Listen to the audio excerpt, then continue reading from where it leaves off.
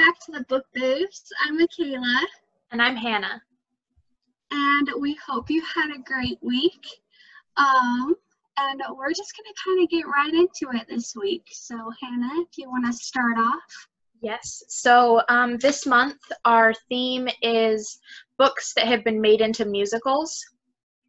So we're doing that all month. This is week 2 of that theme. So this week, I read Alice by Heart by Stephen Sater. I found the book after I found the musical. I kind of started listening to the musical and I was like, this doesn't make any sense. So I looked it up and I realized that it was a book. So I decided to read the book before I really listened to the musical, so it would make some more sense. So it's about, small summary, it's about a girl who lives in London during, I think, World War II. And it's, London was bombed a lot during that time, and her neighborhood was like bombed, and her and all of her neighbors and everybody had to take shelter in like a subway tunnel so that they could be safe. And so it's her and a bunch of neighbors and her best friend, whose name I can't remember. But her best friend is in quarantine at the time because he has tuberculosis. So she visits with him while he's sick, and he's like asks her to, distract him. And she tells him that she's going to read Alice in Wonderland to him. And someone points out, like, you don't have the book. How are you going to do that? And she says, oh, I know the whole thing by heart. So she, it becomes Alice in Wonderland. And she's Alice, and her friend is the white rabbit. And like all of the people and neighbors who are living in the subway tunnel at the time become characters from Alice in Wonderland. And they go through the story, and in the end, her friend ends up like passing away from tuberculosis. But so this makes me really sad. I did not like this book. I didn't. I'm going to be completely honest. I had the hardest time reading this book. The way it's written and the language was so hard to follow. Like, it was disjointed and it didn't make any sense, and I struggled through it, and when it ended, I had no idea what it was about. I had to like look up a summary on Wikipedia. I was like, what did I just read? And then I listened to the musical, and it was the exact same way. It didn't make any sense. The story that they claimed was being told there, I didn't understand it at all. So this is going to be a short one because I just didn't I couldn't understand it. I didn't get what they were talking about. None of it made sense. I couldn't follow the storyline at all. So, you can try it. If you guys want to read it, try it. Let me know what you think. I had a really hard time with it, but that doesn't mean that everybody will, or that it's not some people's favorite book. So, if it sounds interesting to you, like, definitely try it and read it, but I had a hard time. So, your turn. Okay. I read one of my favorite, I could rewatch this musical every single day of my life, and it's Les Mis. And a funny story, real fast. I actually sung, was it I Dream a Dream or On My Own? On My Own. On my first date with my husband, it was a double date with Hannah and her husband, which, again, our husbands are twin brothers. So I serenaded everyone in the car with on my own because, fun fact, I was taking voice lessons at the time, and it was my favorite song because it's how I truly felt, and it was just so fantastic. And that was the first time I ever met Hannah. Yes. So, fun fact, fun story. Anyway, this is the abridged version. It's actually the high school edition, so it's edited as well, so it doesn't go into, like, there's just some parts where it's a little descriptive, where you don't need it to be that descriptive. Yeah. But anyway, Les Mis is by Victor Hugo. It's abridged and edited by Matt Larson. So this is kind of a story that a lot of people know. So I'm not going to go into too much detail. I'm just going to try and give the gist of it. There's this guy named John Valjean. He's a convict because he stole a loaf of bread or food or something like that to feed his family. Well, obviously stealing's still a crime, no matter if it's a good intention or not. So he gets put in prison, and then years later he gets released. No one will have anything to do with him because he is a convict, so he can't really have the best life. Yeah. So he goes to basically a holy man. I think it's a priest. Yeah, he's a priest, yeah. Yeah. I just kept saying holy man. I don't know why. When I was like writing what I remember from the story or from the book. Yeah, so he's a priest. So I want to pause. This is very much like the musical. Like I think it goes very well with the musical. I think that, or the Broadway, are musical and Broadway the same, right? Yeah. Broadway is where, like, Broadway is a place, like, where they do musicals, but yeah. Get it. Obviously I'm not well versed in that. But anyway, so the musical does a really good job at telling you. So if you really don't want to read the story, you're not going to be missing out a whole lot. Like, it is a classic. It is one that everyone needs to read, or should read. But if you don't want to, watch the musical. Basically the same gist. So anyway, so he's at the priest. John Valjean's at the priest, or the priest takes him in. Well, he tries to sell like silverware and expensive things so he can pawn them off and sell them and whatever. But he gets caught, but then the priest is all like, oh no, I gave all of that to him.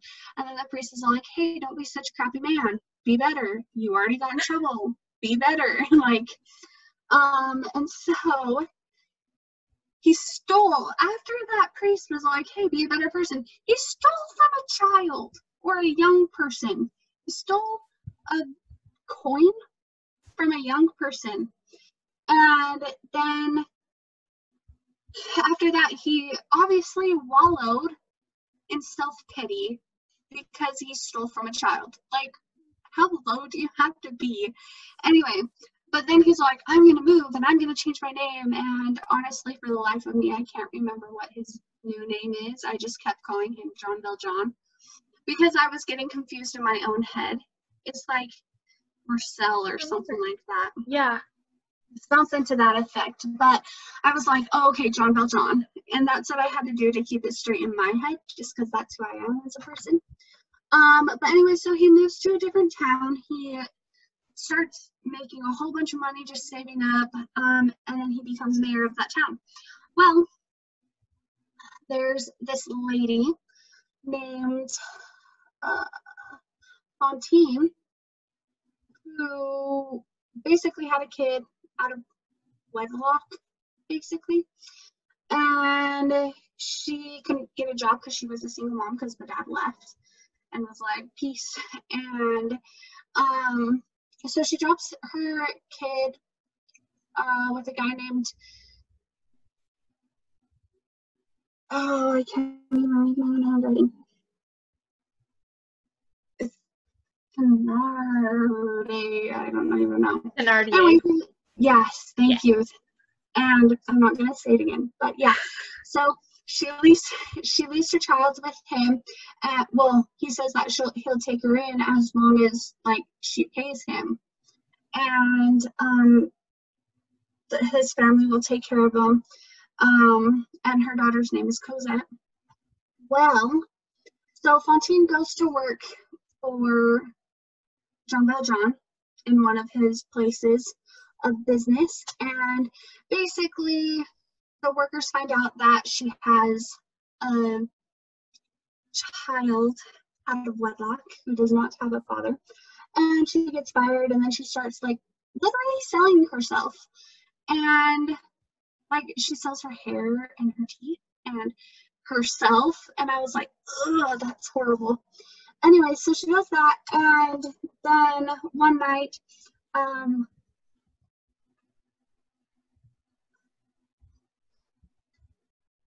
one night there's this guy named Javert, who's Inspector Javert, yeah, something like that. He sees her and knows she's a prostitute, so he's like, oh, I'm gonna arrest you.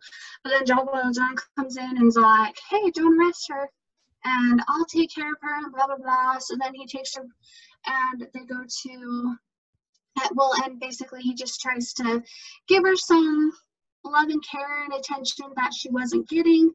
Obviously, she was in a really bad spot, and he was in a place where he could have helped her. But then Javert comes and remembers that he is a convict. Like he didn't show up for his. He's a parolee, basically. He needs to check in every so often at different places, and he didn't do that. So Javert actually arrests him. But before he does that, Fantine is like, hey, will you go get my child? Or like, take care of my child. And he's like, oh, I will, because I didn't take care of you. And so then he goes to a prison again, but he escapes, gets Cosette, comes back, and basically runs around with Cosette until she's older. And when she's about 15, oh, it was a little creepy, like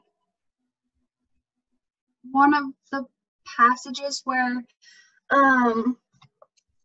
what's his butt, Marius first saw Cosette. It was really like, I don't know. You'll have to read it, but you'll know when you get to it how it's a little weird, because Cosette at this time is only 15 and he's older, and just the way he worded everything in the little passage was a little like, what? Why are you saying that? And like today, she's a child. She's not old enough to be off with a college kid, you know? Anyway, so that's what I was thinking. So they fall in love, and then Jean Valjean gets a little upset at their little love, and basically takes Cosette up and moves, and then someone tells, what's her name? I can't remember. Anyway, he gets told that they left, and then Marius, in despair, joins the revolution and decides to fight and blah blah blah. But then Jean Valjean gets word of that and is like, well, you guys are really in love, so you can't do that, or else Cosette's going to be mad at me for eternity. You can't have that. And so then basically Jean Valjean goes and gets Marius and saves him, and then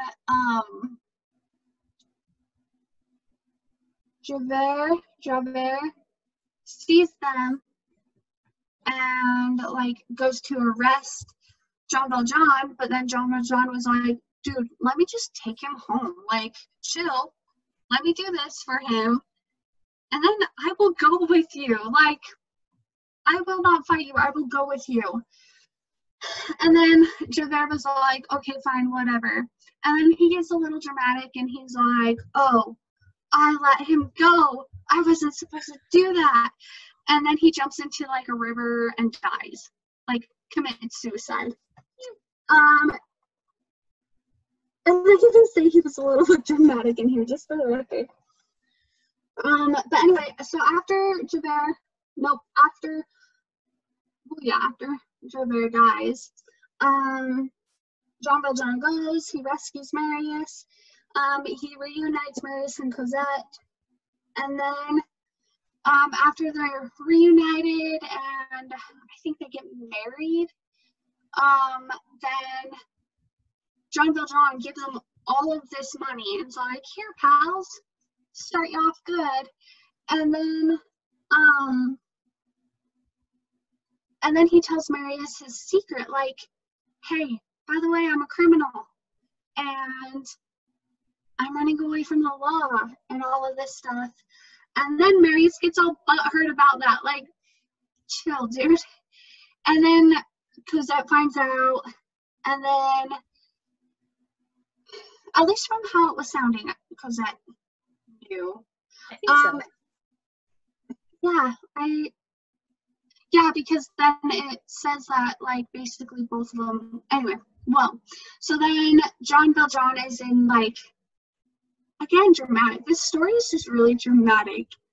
But then he's like, woe is me, and he goes and lays in bed so he can die. And basically, again, is wallowing. And then,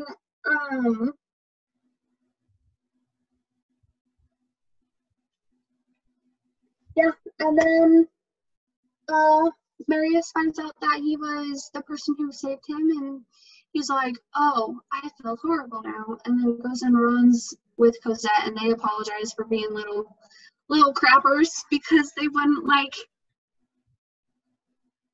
over that one fact, no matter what, he's done all of this good since that one or couple accounts.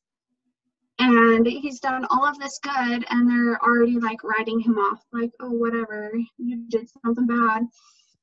But anyway, they apologize and forgive him for being a criminal, which I don't think they had a place to forgive him, if that makes sense. Like, they should have never been upset with him to begin with.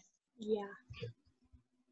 But anyway, and then he dies peacefully because Cosette finally knows his secret and why they've had to move around so many times. And one thing I did really like, well, I really did like this book or novel, story, musical. I liked this classic. It was really good.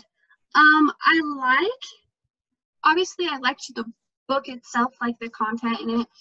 I really did like it. I like that the musical went really well with this particular book. I like that you can kind of watch the musical and you don't really need any of this other filler stuff, if that makes sense.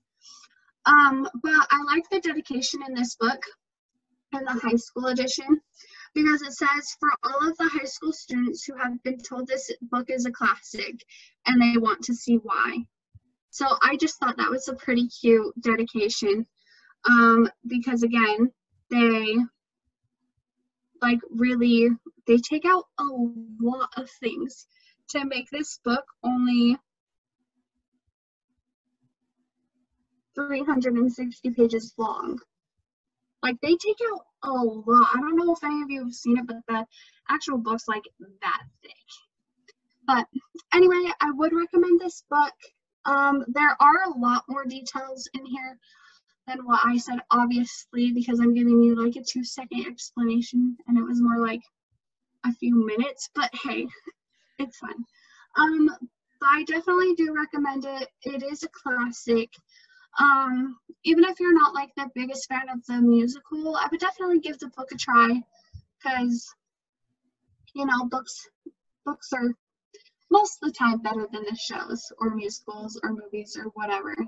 So I would recommend it. And there we have it. Awesome. I'm glad you liked it. Yes. It was good. I was a little worried to read it because it is my favorite musical. So, like, what if I wouldn't like the musical actor? Mm-hmm. But I'm glad I did. I'm glad I can get that off my bucket list and keep on going. Okay. Do you want to tell them what you're reading next week? Yes. So I will be reading Tuck Everlasting, and it's pretty interesting. So. Okay. Next week I will be talking about The Scarlet Pimpernel by Baroness Orczy. So, comment and let us know if you guys have read any of these books or if you plan to read any of these books. Let us know if you guys have suggestions or anything like that. We'd love to hear anything you guys have to say. So thank you for watching, and we'll see you guys next week. Bye. Bye.